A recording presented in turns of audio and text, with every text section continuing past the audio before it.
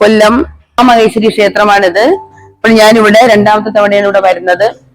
ഉമാമഹേശ്വരി ക്ഷേത്രം കൊല്ലത്താണ്. അത് കണ്ടുപിടിക്കാൻ ഒരുപാട് ബുദ്ധിമുട്ടൊന്നുമില്ല. ഒരു ഓട്ടോക്കാരടുത്ത് സ്റ്റാൻഡിൽ ഇറങ്ങിയിട്ട് ഒരു ഓട്ടോ വിളിച്ച് നമുക്ക് ഈ ക്ഷേത്രത്തിലേക്ക് നമ്മളെ കൊണ്ട് വരുന്നതാണ്, കൊണ്ടാക്കുന്നതാണ്. തുച്ഛമായ പൈസയേ ഉള്ളൂ. എല്ലാവരും ഇവിടെ വരിക. അപ്പോഴ് 23 ആഴ്ചയാണ് നമ്മൾ ഈ പൂജ ചെയ്യാനുള്ളത്.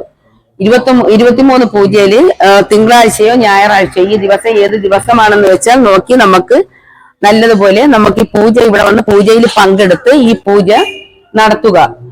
ഇത് കൊല്ലം ഉമാമഹേശ്വരി ക്ഷേത്രമാണ്. ഒരുപാട് ആൾക്കാരെല്ലാം വന്ന് മംഗല്യത്തിന് വേണ്ടി പ്രാർത്ഥനയും പൂജയും എല്ലാം ചെയ്ത് ഒരുപാട് മംഗല്യങ്ങളെല്ലാം നടക്കുന്ന ഒരു ക്ഷേത്രമാണ്. എല്ലാവരും അറിഞ്ഞു കേട്ട് എല്ലാവരും ഇവിടെ വരിക. ഒരുപാട് പ്രസക്തിയുള്ള ക്ഷേത്രമാണ്. അതായത് കൊല്ലം ഉമാമഹേശ്വരി ക്ഷേത്രം.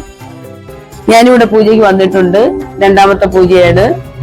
ശിവനും പാർവതിയുമാണ്. ഇത് അറിയാത്തവര് ഏറെക്കുറെ ആൾക്കാർ കാണുമെന്നാണ് എന്റെ വിശ്വാസം. പക്ഷെ ഇത് എല്ലാവരും അറിയുക. അറിഞ്ഞ് എല്ലാവരും ഈ ക്ഷേത്രത്തിലേക്ക് വരണമെന്നാണ് ഞാൻ പറയുന്നത്. നല്ല ഒരു ശക്തിയുള്ള പ്രശസ്തിയുള്ള ഒരു ക്ഷേത്രമാണ് ഉമാമഹേശ്വരി ക്ഷേത്രം.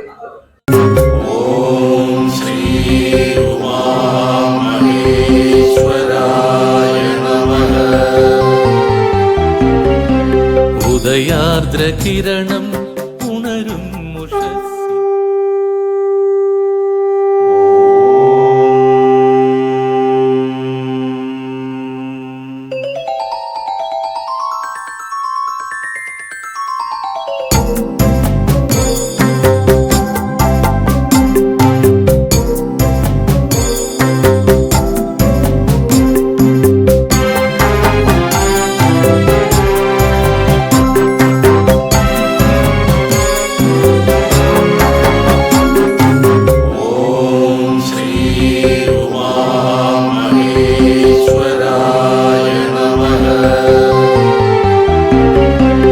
ഉദയാർദ്ര കിരണം ഉണരും മുഷസ്സിന്റെ തിരുനാളമായിന്നും ഉണരുന്നിതാ.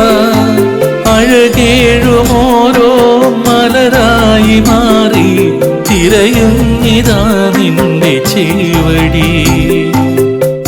ആദിവ്യാധികൾ തീർന്നൊഴിഞ്ഞിടും ആർദ്രമാകുന്ന വന്ദനം. ശ്രീവിളങ്ങിടും ശ്രീലകത്തിലെ ശ്രീതരും തിരുവന്ദനം. കൊല്ലം ശ്രീ ഉമാമഹേശ്വര വന്ദനം.